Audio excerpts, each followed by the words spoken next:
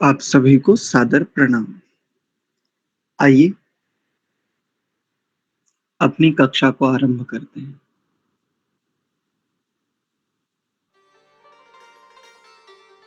परमपिता परमात्मा की महती अनुकंपा से हम सभी को एक उत्तम ग्रंथ पढ़ने का सौभाग्य प्राप्त हो रहा है। भावना। प्रभु, हम सभी जीव आपके आश्रय से ही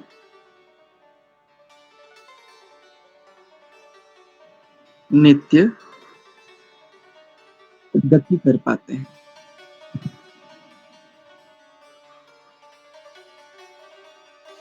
किंतु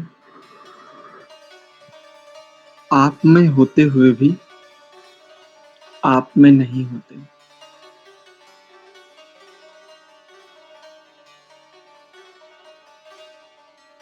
आपके अत्यंत समीप होते हुए भी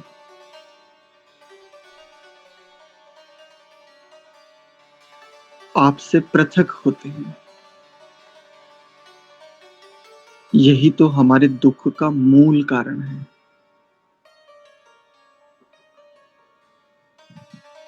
अत्यंत समीप पदार्थ को छोड़ हम सभी अन्य स्थानों पर सुख ढूंढते हैं,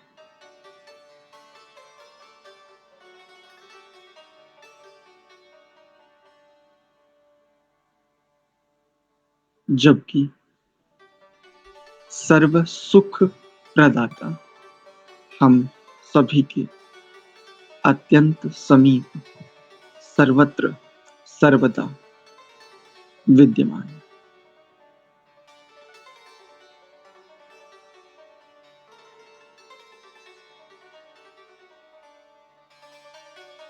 मंत्र पाठ है।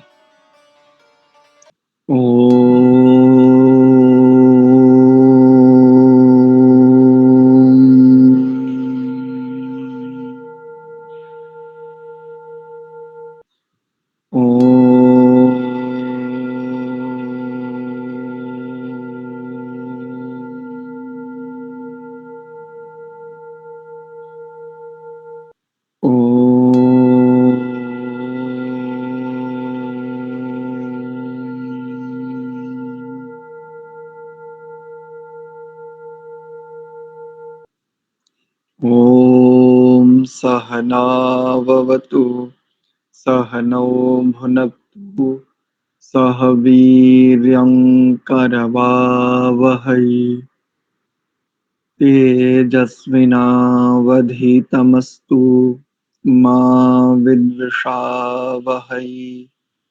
ॐ शांति शांति शांतिः। ओम।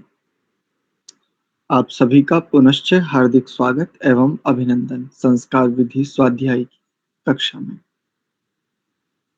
हम स्वस्ति वाचन प्रकरण पर विचार कर रहे हैं। आज हम इस प्रकरण के 11वें मंत्र पर विचार करेंगे। आइए देख लेते हैं। सम्राजो ये सुवृद्धो यज्ञ माय युर परि परिवृता। अर्ध हकार को परि के साथ जोड़ेंगे तो परिवृता। दधिरे हवृता नहीं करेंगे। अधिकांश लोग इसका हवृता ऐसा अशुद्ध उच्चारण करते हैं।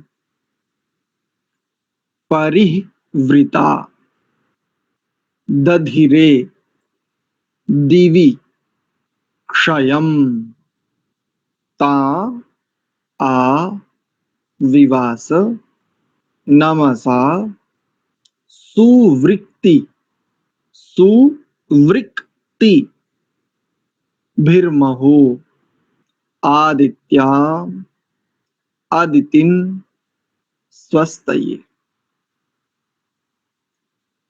जैसा कि दूसरी पंक्ति का प्रथम शब्द, यहां पर चंद्र बिंदु लगा हुआ है। चंद्र बिंदु का अनुनासिक उच्चारण होता है। जैसे चांद एक शब्द आप बोलते हैं, सभी परिचित हैं लगभग इससे, चांद, ऐसा। एक ये भी है, और एक दूसरा, जैसा कि हमने पिछली बार भी कहा था, जहां चंद्र बिंदु के उपरांत स्वर आ जावे, वहां पर मकार उच्चारण भी विकल्प से होता है। पुनः एक बार देख लीजिए, फिर आगे चलते हैं। सम्राजो ये सुवृधो यज्ञ माय युर माययुर, ऐसा दोनों को पूरा पूरा करेंगे। मायूर ऐसा भी कर देते हैं कई लोग। माययुर परिवृता, परिवृता, दधिरे दिवि क्षयम्, ताम आ विवास नमसा, नम सा, नमसा नहीं करेंगे, और विवास, विवास नमसा सुवृत्ति भिर्महो आदित्याम अदितिन स्वस्तये। एक बार इसका ऋचा पाठ देख लीजिए, संहिता पाठ। ओम सम्राजो ये सुवृधो यज्ञमाययुरपरिवृता दधिरे दिवि क्षयम्, तामाविवासनमसा सुवृत्तिभिर्महो आदित्यामदितिं स्वस्तये। ये इसका संहिता पाठ। एक बार आप सभी मिलकर के बोलेंगे।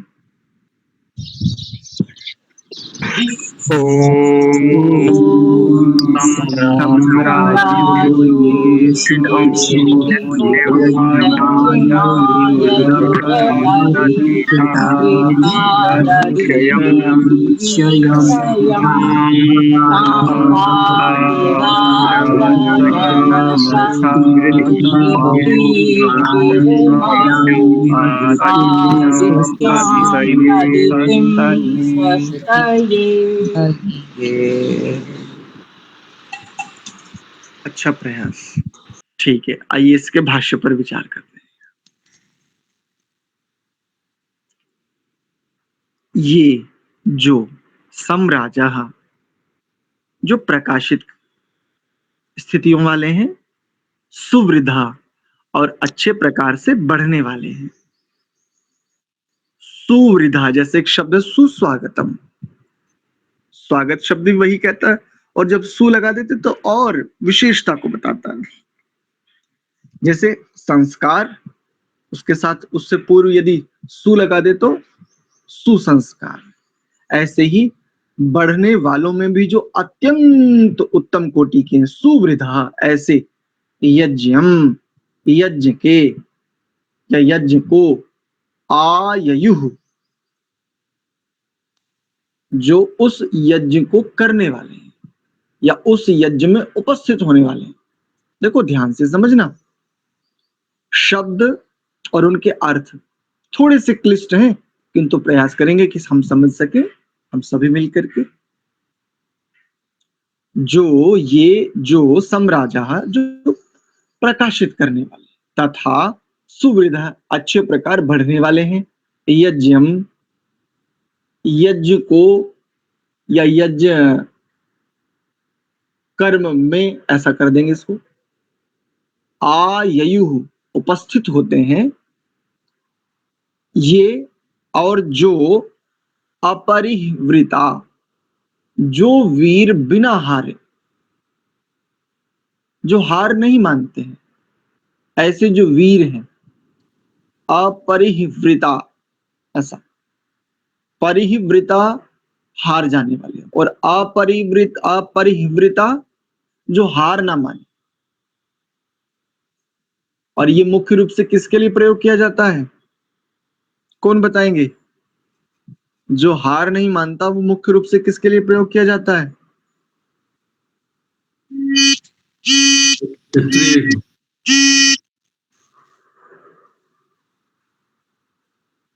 क्षत्रिय आचार्य। योद्धा के लिए, एक योद्धा के लिए, क्षत्रिय के लिए ऐसा प्रयोग किया जाता है कि ये हार नहीं मानता।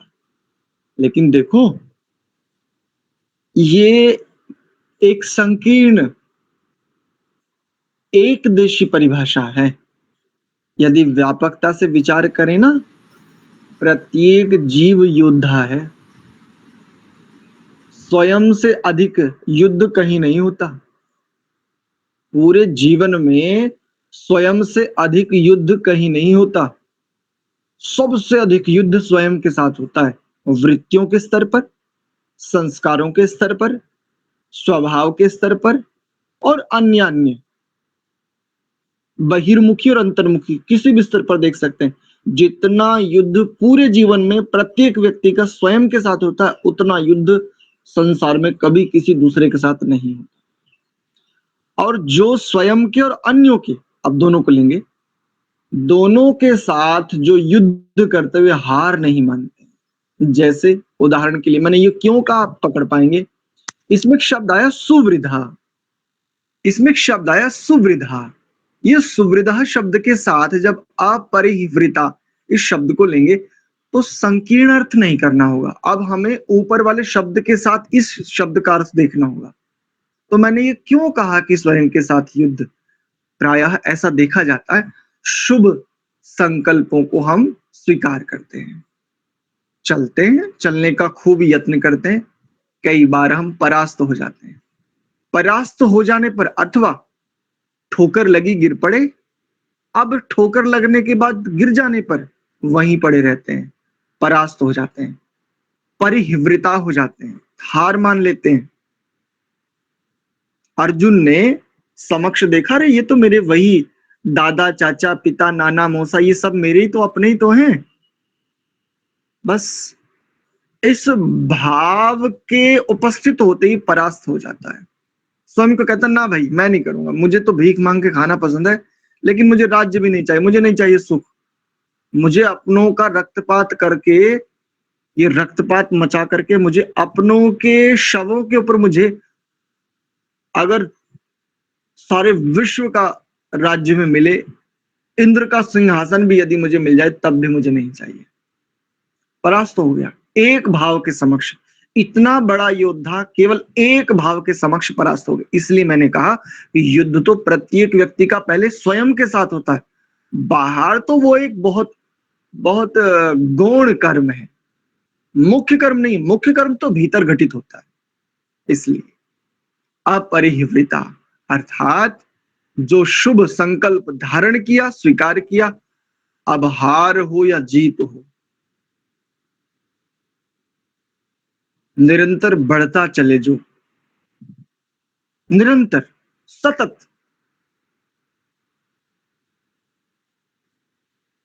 धावतः स्खलनम दोषो न भवति। दौड़ते हुए यदि कोई गिर जाए तो उसे दोष नहीं माना जाता। शुभ संकल्प स्वीकार किया और उस पर चल रहा है, ठोकर लगी गिर पड़ा, पुनः उठ खड़ा हो, पुनः चल। अभी तो एक ठोकर से तो निराश हो बैठा, अपने आप को परिहिवृता परिहिवृत समझ लिया तूने। अभी तो देख आगे आगे, समाधि संप्रज्ञात समाधि में जाकर के भी गिर सकता है। संप्रज्ञात समाधि में, संप्रज्ञात समाधि की भी मुख्य भूमिका, जिसको धर्म में एक ध्यान भी कहते हैं, जो असंप्रज्ञात समाधि का बिल्कुल अंतिम सोपान है, वहां जाकर के भी गिर सकता है। तू तो सामान्य संकल्प के स्तर पर थोड़ी ठोकर लगे बस परास्त। यदि यहीं पर हार मान बैठेगा, वहां तक की यात्रा कब तय करेगा, कैसे तय करेगा? इसलिए वेद ने ये जो शब्द कहा ना अपरिहिवृता, जो नहीं हारता, जो हार नहीं मानता, जो हार और जीत को समान समझता। अब भगवान कृष्ण को स्मरण करो, अब उनसे सहायता लो, अब उनके उपदेश को तनिक देखो क्या कहते हैं। सुख दुखे समय कृत्वा लाभा लाभौ जया जयौ ततो युद्धाय युज्यस्व नैवं पापम अवाप्स्यसि। देखो, अपरिवृता को बताने के लिए भगवान कृष्ण कितनी सुंदर, जैसे दूध से दही और दही को मथ करके मक्खन निकाला जाता। देखो भगवान कृष्ण कैसा मक्खन निकालते वेद के इस शब्द से। सुख दुखे समय कृत्वा लाभा लाभौ जया जयौ। सुख में, दुख में, जय में, पराजय में, लाभ में, हानि में, दोनों में समय कृत्वा, समान होकर के, कृत्वा करता चल, बढ़ता चल, ततो युद्धाय युज्यस्व, और ऐसे युद्ध में निरंतर सतत युज्यस्व, लगा रह, संलग्न हो। नैवम न एवं पापम अवाप्स्यसि, ऐसा करते हुए तू कभी भी पाप को प्राप्त नहीं होगा। ये है अपरिहृता शब्द। आगे देखो, दिवी, दिव्य लोक में, क्षयम दधिरे, क्षयम दधिरे, जो दिव्य लोक में, जो सुख विशेष में अपनी स्थिति संपादित कर चुके हैं, जो सुख विशेष को प्राप्त कर चुके हैं, तान, उन सबको। अब देखो यहां पर ये समझ में नहीं आता कि किन की बात कर रहे हैं। पिछले वाले शब्द के आधार पर देखें तो आययुः यज्ञम, जो यज्ञ में उपस्थित होते हैं, जो शुभ कर्मों में उपस्थित होते हैं, जो पर रक्षार्थ युद्ध आदि कर्मों में प्रवृत्त होते हैं, जैसे वर्तमान में हमारी सेनाओं के वीर सपूत, जवान जिन्हें कहते हैं, ऐसे अनेकों जो भी रक्षा विभाग में कार्य करते हैं, या अन्य जो भी रक्षा के स्तर पर अन्य अन्य कार्य करते हैं, उन सबको। किंतु यहाँ पर जो क्षयम दधिरे दिवी, दिवी सुख विशेष को प्राप्त कर चुके हैं, जो ऐसे जो लोग हैं जो हार नहीं मानते, क्षयम दधिरे, जो निवास, जो अपनी स्थिति बना चुके हैं, तान, उन सबको। अब यहाँ पर जो तान शब्द ये किन के लिए है, तो देखो एक बात कही जाती है, और भगवान कृष्ण का ये जो हमने देखा ना, ये सार उन्होंने जो मक्खन निकाला, इसमें भी एक शब्द है, न एवं पापम अवाप्स्यसि। यदि तू इस युद्ध के करते हुए पराजय को प्राप्त करता है, हानि को प्राप्त करता है, यदि तू मारा जाता है, मृत्यु को भी प्राप्त करता है, तब भी, इसलिए ये तान शब्द है। जो जीवित हैं उनके लिए तो है ही, किंतु जो मृत हो गए हैं, जिन्होंने वीर गति को पा लिया है, वीरों की गति को वीर गति कहते हैं, वहां मृत्यु शब्द का प्रयोग नहीं होता। आज तो देश की रक्षा के लिए सीने पर, पीठ पर, ना जाने कहां कहां गोलियां खाने वाले को शहीद कहा जाता है। शहीद, शहीद शब्द का अर्थ जानते भी हो? कभी प्रयास भी किया है जानने का? 72 हुरों की प्राप्ति के लिए जो जिहाद करने वाला जिहादी होता है ना, वो जो मारा जाता है, उसे कहते हैं शहीद। फारसी का शब्द है, कुरान में आता है अनेकों स्थानों पर शहीद शब्द। जिहाद करते हुए जो मारा जाता है, काफिरों की बहन बेटियों के साथ अन्य दुराचार आदि करते हुए जो मारा जाता है, उसे शहीद कहते हैं। तुम अपने वीर सपूतों को शहीद की उपाधि देते हुए बड़े प्रसन्न होते हो। अनेकों अध्यापक ऐसे हैं उस शहीद का। और एक एक विशेषता देखो, शहीद दिवस मनाने लगे, नाम तक नहीं बदल पाए। देखो गुलामी की पराकाष्ठा, नाम तक नहीं बदले हैं। शहीद दिवस मनाते हो 23 मार्च को, शहीद दिवस। भगत सिंह आदि क्या जिहाद करते हुए मारे गए थे क्या? दुर्भाग्य, बात कृणवंतो विषमार्यम की, और एक शब्द तक नहीं बदल पाए आज तक। आगे देखिए, तान, ये जो जीवित है या जो वीर गति को प्राप्त हुए, वो सब मह आदित्यान, आदित्य के समान महान यश वाले हैं। ऐसे आदित्य के समान महान यश वालों का नमसा, नमस्कार द्वारा, सत्कार द्वारा, सुवृक्त भी, सुभूषित कथनों के द्वारा, सुवृत्ति, एक ही अक्षर का अंतर है, वृत्ति और वृत्ति। वृत्ति कहते हैं कथन को और वृत्ति कहते हैं छाप को, संस्कार, जिस का आलंबन लेकर के संस्कार आदि आगे आता है, या संस्कार का आलंबन लेकर के जो उपस्थित होती है उसे वृत्ति।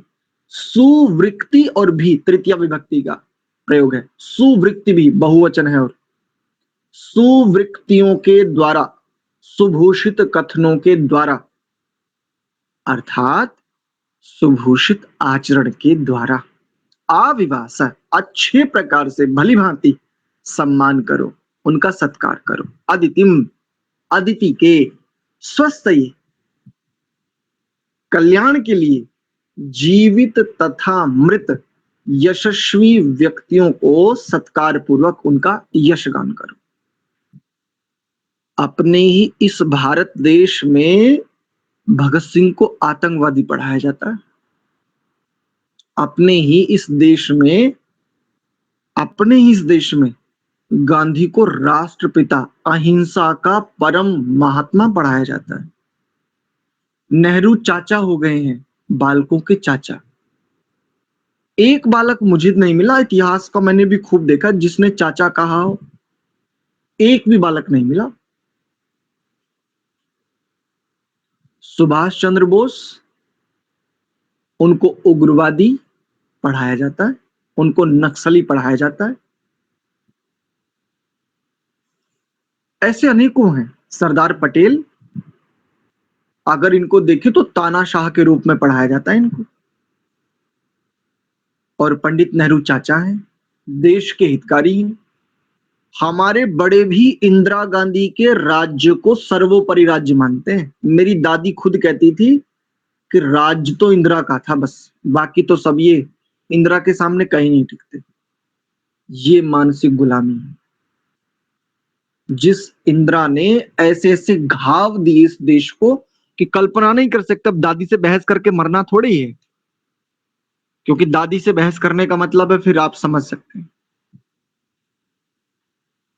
लेकिन मैंने ये मेरी दादी से सुना, मेरी नानी से सुना। मेरे नाना भी कहते थे कि राज तो इंदिरा का था, बस जो राज इंदिरा ने किया वो किसी ने नहीं किया।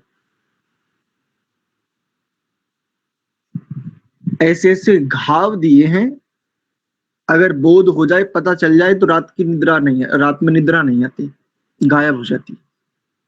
इमरजेंसी, इमरजेंसी जानते हो किसके लिए थी? और इमरजेंसी के समय पे ये जो नसबंदी अभियान और ये सारे के सारे जानते हो किस लिए हुए थे? मुसलमानों के रक्षण के और संवर्धन के लिए और हिंदुओं के विनाश के लिए। जब हिंदुओं को बच्चे पैदा करने पर, बच्चों के उत्पन्न होने पर जहां उन्हें अनेकों प्रकार के कर देने पड़ते थे, वहीं सलमा को बच्चे उत्पन्न करने पर, बच्चे पैदा करने पर, वहीं सलमा को अल्पसंख्यक दर्जा देकर के, इंदिरा के समय की बात कर रहा हूं, आज की नहीं, जिस इंदिरा के राज्य को स्वराज्य मानते हो, उत्तम राज्य मानते हो, सलमा को धन और अनेकों प्रकार से सहायता मिलती थी। नसबंदी का पूरा चिट्ठा उठा करके देखो, यदि आपको कहीं भी मिल जाए, कहीं भी, कैसे भी, एक सिंगल व्यक्ति मुसलमान नहीं मिलेगा जिसकी नसबंदी की गई हो। ये था आपके अत्यंत पूजनीय, अत्यंत आदरणीय, यशस्वी इंदिरा गांधी का सुराज्य। ऐसे होगी प्रशंसा। महाआदित्यान, महान आदित्य के समान जो ऐसे यशस्वियों का ये सम्मान होगा। तो बस समझ लीजिए कि हमें किसका सम्मान करना है और कैसे सम्मान करना है। और देखो, जिसको प्रमोट किया जाता है ना, जिसको बढ़ाया जाता है, जिसको समाज के सामने रखा जाता है, समाज वैसा ही हो जाता है। समाज ऐसे समझो कि बेचारी गाय है, समाज के ऊपर शासन सदैव किया जाता है, सदैव, आज ही नहीं किया जा रहा, सदैव समाज के ऊपर, जिसको प्रजा कहते हैं। प्रजा वैसे अनुशासित होती है, प्रजा में तनिक बोध भी होता है। प्रजा जब अन्याय को अनुभव करती है तो राजा के समक्ष ये कहती है कि अन्याय हो रहा है आपके राज्य में।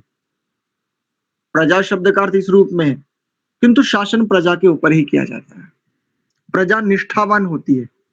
आज तो निष्ठाएं भी बदल गई हैं, निष्ठाओं के स्तर भी बदल गए हैं। अफजल हम शर्मिंदा है, तेरे कातिल जिंदा है। कितने अफजल मारोगे, घर घर अफजल निकलेंगे। ये निष्ठा है। 1946 और 47 ये समय मजहब के नाम पर, विचारधारा के नाम पर, वैचारिक भिन्नता के नाम पर देश अलग हुआ। लेकिन देखो, परम आदरणीय बापू, राष्ट्र का बापू, कमाल की बात है, जो अपनी बेटियों का बापू ना हो सका वो राष्ट्र का बापू। ऐसे बापू ने कहा मेरी लाश पर पाकिस्तान बनेगा। जिंदा भी रहा और पाकिस्तान भी बना।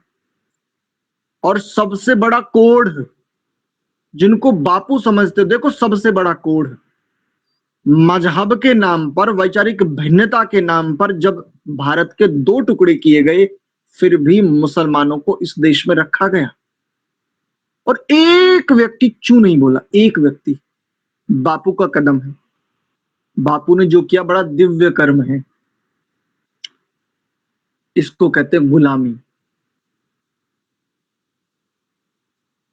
चाहे कोई जितना भी बड़ा, चाहे जितना बड़ा त्यागी तपस्वी हो, यदि उसका कोई कर्म, उसने क्षणों में गलतियां की हैं, आप जानते हो उस इस क्षणों के इस किए गए अपराध का दंड सदियां भुगतेंगी, और हो सकता है वंश नाश भी हो जाए।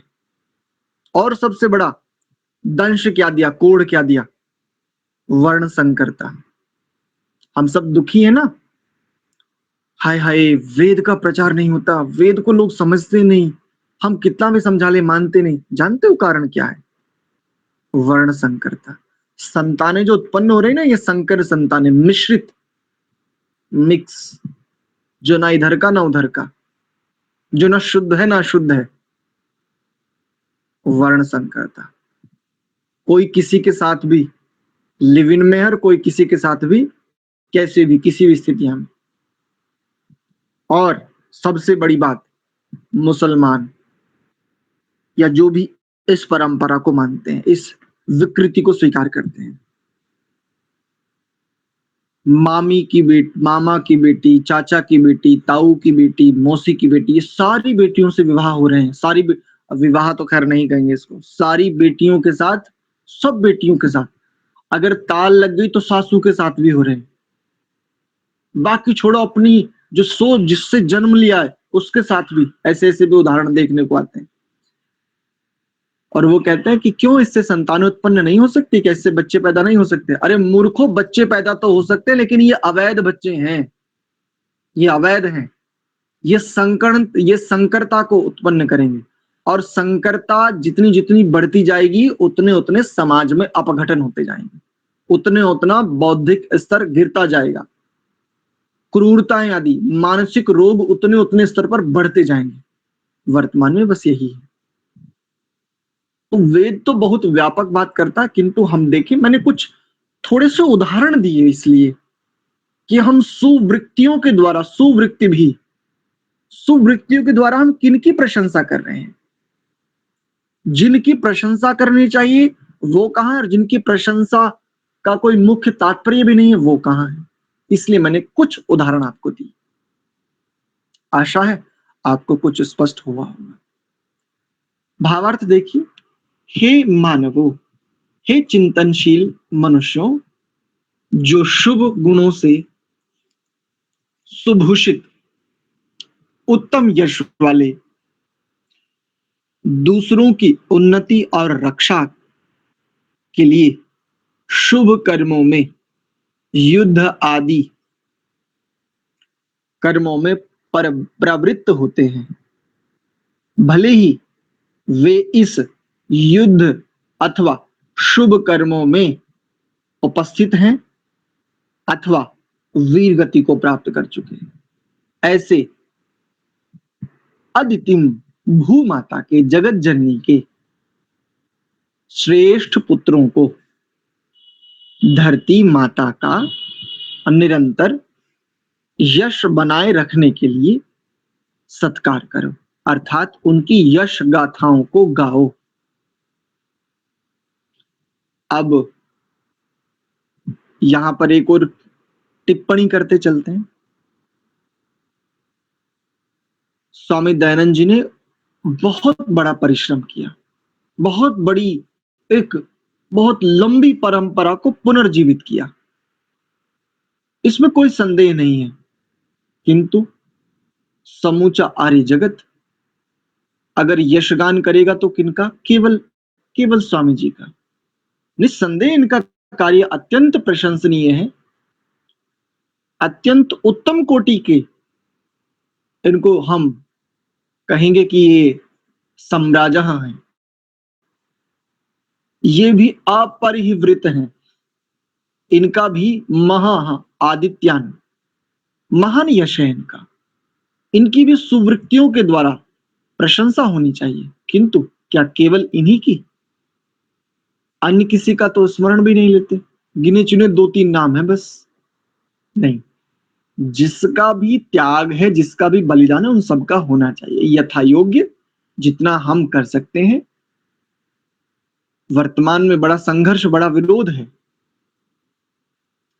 महाराणा प्रताप को मेवाड़ वाले और राजस्थान वाले स्वीकार करते हैं, राजस्थान में भी सब महाराणा प्रताप को स्वीकार नहीं करते, वहां पर भी विरोध चलता है। अगर महाराष्ट्र आदि की तरफ चले जाओ तो शिवाजी को स्वीकार करते हैं, अब वे लोग भी शिवाजी को सब लोग स्वीकार नहीं करते, और अन्य राज्यों के जो लोग हैं वो शिवाजी को उस रूप में स्वीकार नहीं करते। क्या उनका त्याग नहीं था? क्या उनका बलिदान नहीं था? अब ये भी मेरे हो गए हैं कि जो महाराष्ट्र में जो इस आसपास में रहते हैं उनके हैं शिवाजी, अन्यों के नहीं है। महाराणा प्रताप के इनके, बोले हम राजस्थान वालों के, मेवाड़ के विशेष हैं, अन्यों के नहीं है। और उसमें भी एक और बड़ी मजे की बात आने लगी, ये राजपूतों के हैं, ये चौहानों के हैं, हम चौहान इसलिए हमारे थे, और शिवाजी इनके हैं। और आगे देखो, ऐसे ही भगत सिंह ना ये थे, बाबा साहब अंबेडकर दलित थे, दलित, और हम दलितों के हैं। ये स्थिति आ गई है।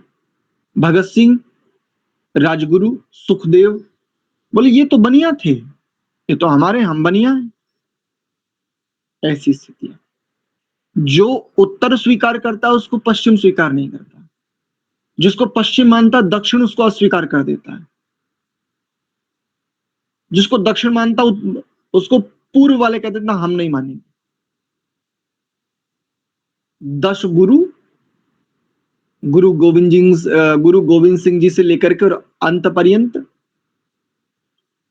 इन्होंने किसकी रक्षा के लिए अपने जीवन, अपनी संपत्ति, यहां तक कि अपने पुत्रों तक को आहूत कर दिया इस यज्ञ में, इस युद्ध रूपी यज्ञ में, अन्यों के, समस्त सनातनियों के रक्षार्थ, एक सूत के धागे की रक्षा के लिए बंदा बैरागी जैसे योगी, समाधिस्थ, अत्यंत उत्तम कोटि के साधक, केवल एक बार गुरु गोविंद सिंह जी ने कहा और समाधि जैसे सुख को छोड़ करके हाथ में शस्त्र धारण किया, और जब तक वो व्यक्ति जीवित रहा चहुं ओर थर थर कांपते थे विरोधी। लेकिन ये किसके हो गए?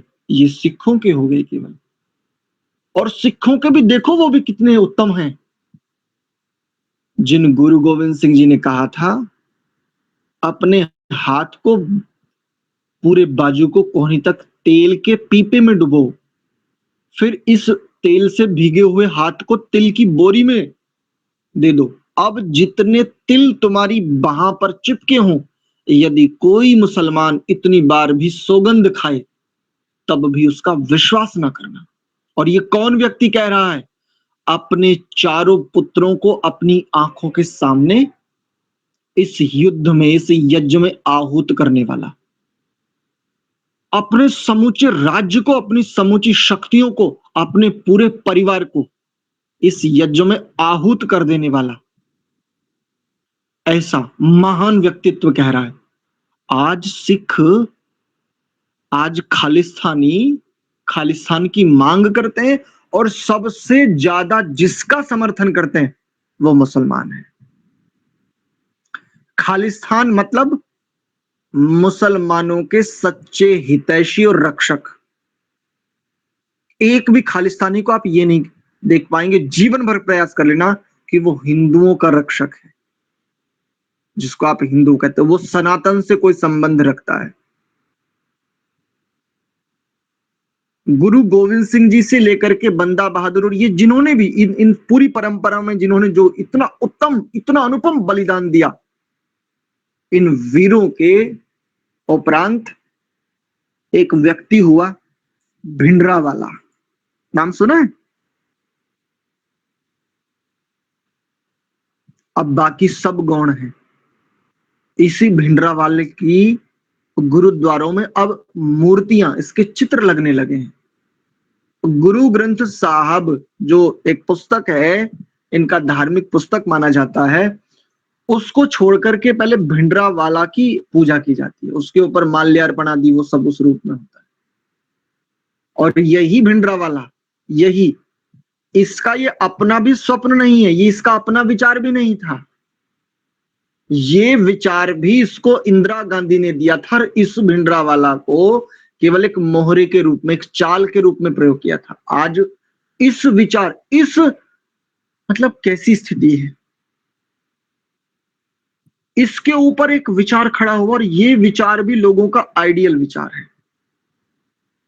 और सबसे पहले यदि मुसलमानों की रक्षा करते हुए कोई वर्ग मिलेगा तो यही सिख वर्ग मिलेगा। हम देख सकते हैं हम किन की यश गाथाओं को गा रहे हैं। हम पर शासन करने के लिए किसी भी राजनैतिक तंत्र के द्वारा एक चाल चली गई, वो चाल भी हमारे जीवन का प्राण बन जाता है। और इसका प्रत्यक्ष वर्तमान में उदाहरण है खालिस्तान। ये खालिस्तान एक विचार दिया था भिंडरावाला को, और वो भी सिखों पर अनुशासन, या यूं कहें अपने राज्य को मजबूत करने के लिए, वोट बैंक के लिए केवल, ये एक चाल थी। ऐसी विकृत, ऐसी घिनौनी चाल भी लोगों के लिए आइडियल बन जाती है। हम देख सकते हैं हम किनका सत्कार कर रहे हैं, हम अपने वीरों का कितना सत्कार कर रहे हैं। अस्तु, आज के विषय को इतना ही रखते हैं। यद्यपि समय पर्याप्त हो गया तो आज कोई प्रश्न आदि नहीं लेते। आपके कोई प्रश्न है तो उनको कर लेंगे। चलिए, एक बार परमात्मा के लिए बहुत सारा धन्यवाद। हम सदैव उनके समीप रहते हुए भी उनके समीप नहीं होते हैं, और जब हम उनके समीप होते हैं ये सब बातें हमें समझ में आती हैं। किसका सम्मान करना और किस प्रकार से सम्मान करना। पूजा, पूजनम नाम सत्कारः। जब हम ईश्वर के समीप होते हुए समीपता को अनुभूत कर लेते हैं, तब हमें अच्छे से समझ में आ जाता है कि किसका सम्मान किस प्रकार से करना चाहिए। ठीक है, प्रणव का उच्चारण, कक्षा को विराम।